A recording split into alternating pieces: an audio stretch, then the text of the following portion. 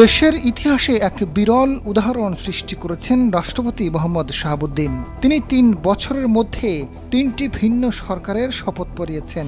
এমনকি রাষ্ট্রপতি হিসেবে ৩ সরকারের সময়ে তাদের প্রশংসা করে বক্তব্য দিয়েছেন, জানিয়ে তোলপাড় রাজনৈতিক মহলে। তবে সবচেয়ে বেশি আলোচনার কেন্দ্রবিন্দুতে পরিণত হয়েছেন হাসিনা সরকারের সমালোচনা করে।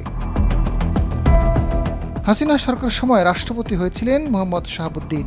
বছর পার না হতেই গণ অভ্যুত্থানের মধ্য দিয়ে সেই স্বৈরাচারী সরকারের পতন ঘটে। এরপর অন্তর্বর্তী সরকারের সময় রাষ্ট্রপতির দায়িত্বে ছিলেন তিনি। অন্তর্বর্তী সরকারের প্রধান সহ উপদেষ্টাদের শপথ পড়িয়েছেন তিনি। এমনকি ছাত্রদের মধ্যে যারা অন্তর্বর্তী সরকারের উপদেষ্টা হন তাদেরও শপথ পড়িয়েছেন।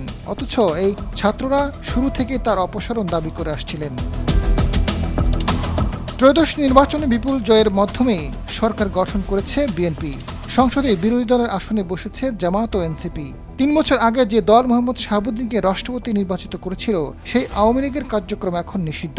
নতুন রাজনৈতিক বাস্তবতার মধ্যেই ত্রয়োদশ সংসদের প্রথম অধিবেশনে রাষ্ট্রপতির ভাষণ আলোচনার কেন্দ্রবিন্দু হয়ে উঠেছে। যে রাষ্ট্রপতি ছিলেন আওয়ামী সরকারের অনুগত, তার ভাষণে এবার ভিন্ন সুর। তিনি জিয়াউর রহমানকে স্বাধীনতার ঘোষক বলেছেন এবং গণতন্ত্র প্রতিষ্ঠার সংগ্রামে বেগম খালেদা জিয়ার আপোষহীন ভূমিকাকে শ্রদ্ধার সঙ্গে স্মরণ করেছেন। একসময় হাসিনা সরকারের প্রশংসায় যাকে সক্রিয় দেখা যেত, সেই রাষ্ট্রপতি 2024-এর অভ্যুত্থানকে গণতন্ত্রের ইতিহাসে গুরুত্বপূর্ণ ঘটনা হিসেবে উল্লেখ করেছেন। হাসিনার শাসনকে ফ্যাসিবাদী হিসেবে উল্লেখ করেন।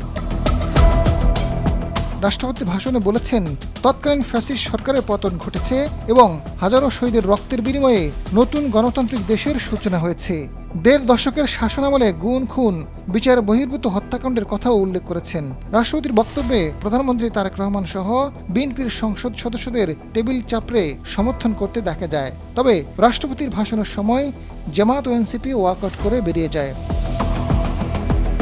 2024 সালের 30শে জানুয়ারি দ্বাদশ সংসদে প্রথম অধিবেশনে ভাষণ দিয়েছিলেন রাষ্ট্রপতি। তখন তিনি বিএনপি ও জামাতকে ইঙ্গিত করে বলেছিলেন, একটি মহল সহিংসতা সৃষ্টি করে গণতন্ত্রের যাত্রাপথে বাধা দেওয়ার অপচেষ্টা চালিয়েছে। 2024 সালের বিতর্কিত নির্বাচনকে জনগণের স্বতঃস্ফূর্ত অংশগ্রহণের নির্বাচন এবং সরকার ও নির্বাচন কমিশনের পদক্ষেপ সার্থক হয়েছে বলে বলেন তিনি।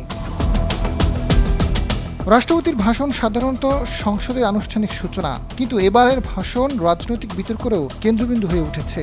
প্রশ্ন উঠছে, রাষ্ট্রপতির ভাষণ কেবল আনুষ্ঠানিকতা হয়ে থাকবে নাকি রাষ্ট্রপতির ভাষণের এই ধারা চলতেই থাকবে? এতে জাতীয় সংসদের মর্যাদা কি বাড়বে? আজাদ ফারুক, সময়ের আলো।